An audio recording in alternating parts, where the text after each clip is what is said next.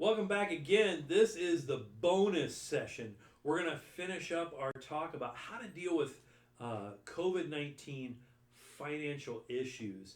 Right now, again, I'm glad to have Steve Yoder with us, and we're going to jump into our last two questions that we have. And I am so excited about talking about these last questions. Steve, what are some potential resources that could provide learning opportunities to improve financial understanding and practical applications for our family? Well, Todd, I think there are so many things we could talk about, but I think the foundation resource is, and especially when you think about a kingdom perspective, is the Bible.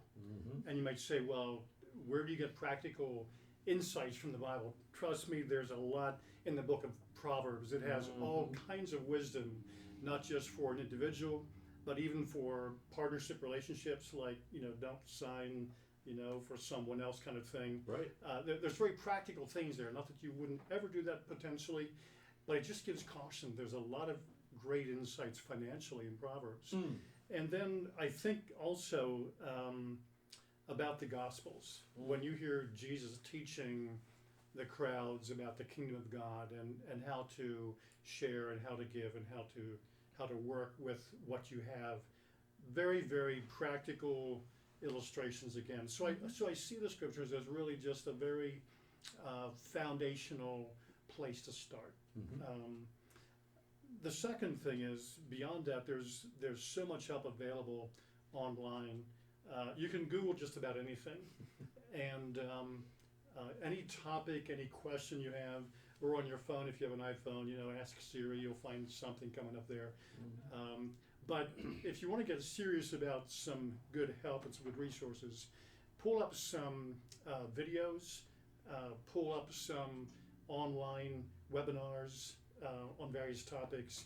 And if I really were to encourage specific resources, it would be take the Dave Ramsey Financial Peace University program.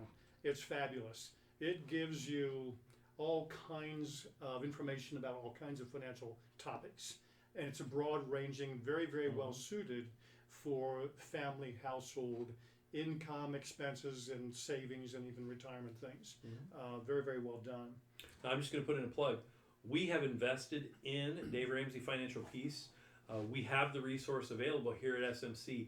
And if there would be folks that would really want to see that happen again, we've run it twice here at SMC. If there are those who would like to see that happen again, just let me know, and we can attempt to get Financial Peace up again here at SMC.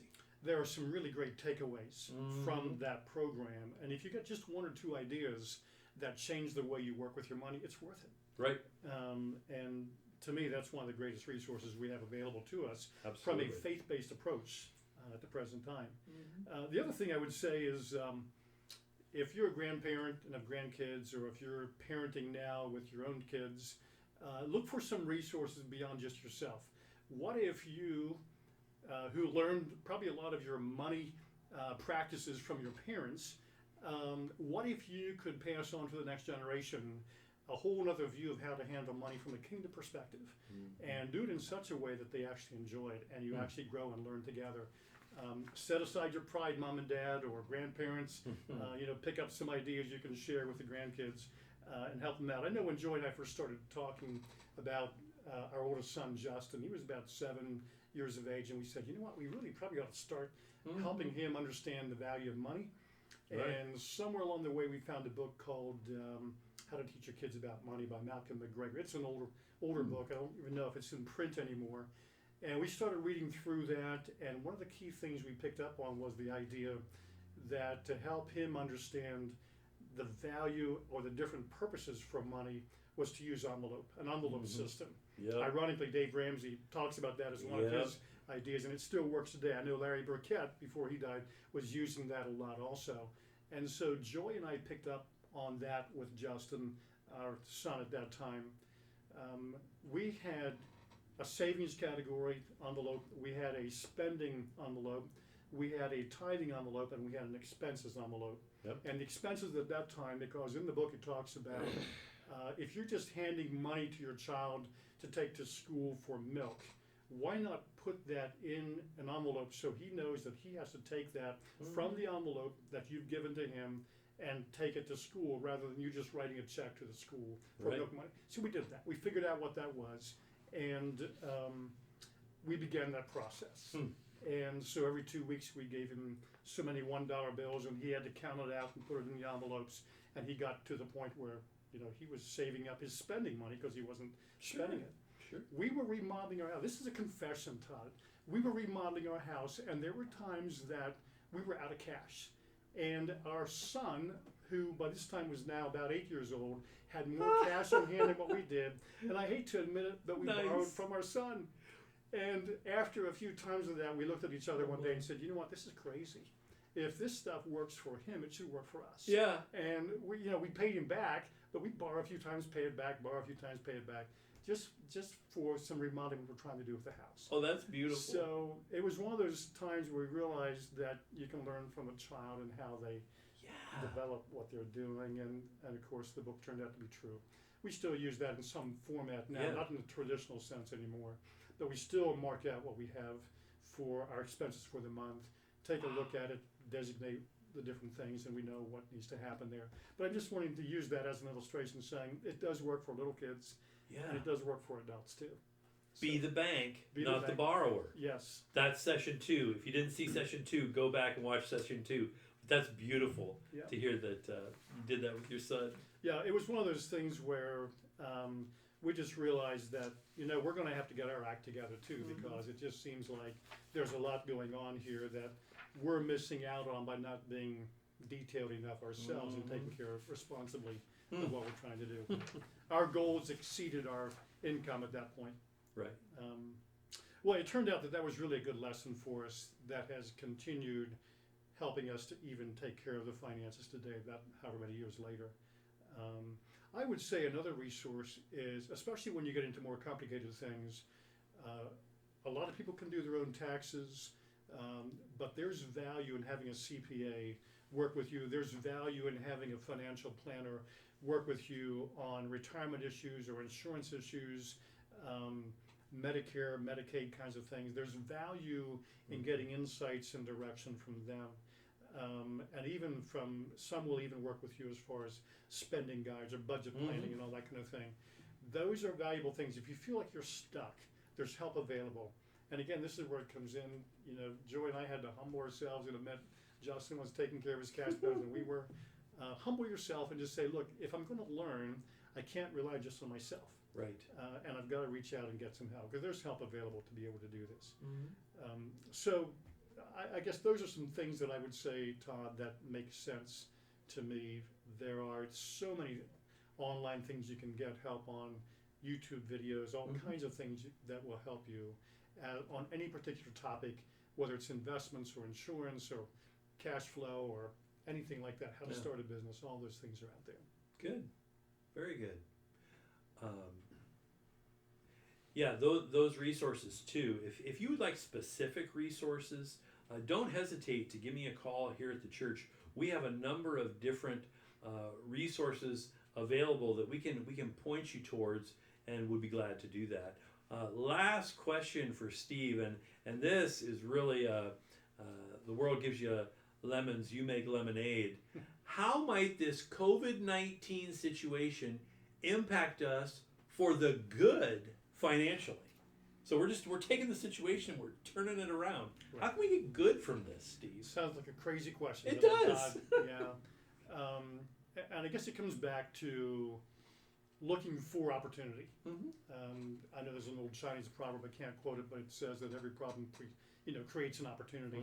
And so if we take the idea that God is in control, He's in charge, He knows everything, He's not pacing heaven, He's sitting on His throne, He's at peace, and He sees everything, we can tap into that first and foremost in our mindset and understand that that's who He is, and He's giving us that same peace that passes all understanding. And we can take a look and use this time to re-examine how we're using our finances. re-examine what we're spending for. If we have a budget, take a look at that budget. Are there things that could still be cut out of that, or things we would want to redirect to a different spending pattern that would be of help to us? Reviewing and evaluating those spending habits is a really cool thing to be doing right now. It takes some work, but it's worth it. Absolutely worth it. And then secondly, the recognition that relationships are more important than wealth and what you have. When you think about how we've been isolated from each other, even just here from church, getting together, think about the people that are separated because they're not at work, or even in the community, of all the events that have been canceled. You look at that and you begin to realize we're made for each other. That's right. You know, we're relational beings, and I think what this time is going to do for us, Todd, is to really help us to say, you know what, relationships are more important than those extra 10 hours a week I can work. And if I have a choice, if I redirect what I'm doing here and reset my priorities, I might have more time to give to my family, to my neighbors, to my community, to my church, by redirecting that. I think thirdly, it's really an examination of what our dreams and our plans are for the future, and what we see ourselves becoming down the road. Am I going to be here for the next 40 years, working the same job, doing the same things, getting the same paycheck, and be satisfied with that? Or is there more to it than that, because I'm a part of the kingdom right here, right now? And God is prompting me to say, you know what? You've always had this thing since you were 10 years of age that you've always wanted to do, but you've settled into a routine that's comfortable. What if this time is a way to unsettle our assumptions and begin to again ask God, what do you want me to do with the work that I can do to create an income? Is there something else I should retrain myself for? Is there some other assumption here that I should grab a hold of, because you've placed it in my heart to do something beyond what I'm doing now, and I've just been afraid to do it. And now I'm going to tell you I'm afraid to do it, because I just want to become the current reality and show you, God, what I've been afraid of, but I don't want to be afraid. I want you to show me what you want me to do. And out of that, I'll re-examine my spending habits. I'll re-examine my priorities, my plans, my goals, to get them lined up with yours, you know, and what you've always placed in my heart that I've been too afraid to try. So what if this time is for that reevaluation of our plans, assumptions, and our goals? I think it is. And then I think last but not least, certainly, is the recognition of our need to depend on God, who owns everything and who supplies all our needs. I just think if we can keep reminding ourselves that, and it will be on a daily basis, Todd, about the time that we think we've got things under control, life will bring something else. And it happens to all of us in different ways and different times. But when we say our first focus is on God, and my thoughts are going to be on Him, and every time I get a negative thought, I'm going to turn that around and say, God, here it is. I don't want that negative thought. What do you want me to do with that? What am I supposed to know? And then once I know it, will you help me to do it? Because I want to say, yes, God. I want to say yes to you. Amen. Well, Steve, thank you so much. This is just good wisdom to use as we look at our financial picture, but even more so at our lives in general. And I hope in the midst of this crisis, we can see God moving, and we can indeed find those opportunities. I put out on the sign last week, every plague has a purpose. So let's find the purpose in the midst of this plague. I want to say thanks so much again to Steve, and for you being here. If you didn't check out part 1 and part 2 of how to deal with COVID-19 financial issues, would recommend you do that. Also, if you want to go check the sermon, How to Deal with COVID-19 Grief and Loss, that's also on our YouTube channel. So thanks again for being here. God bless you, and may He give you His peace. Amen.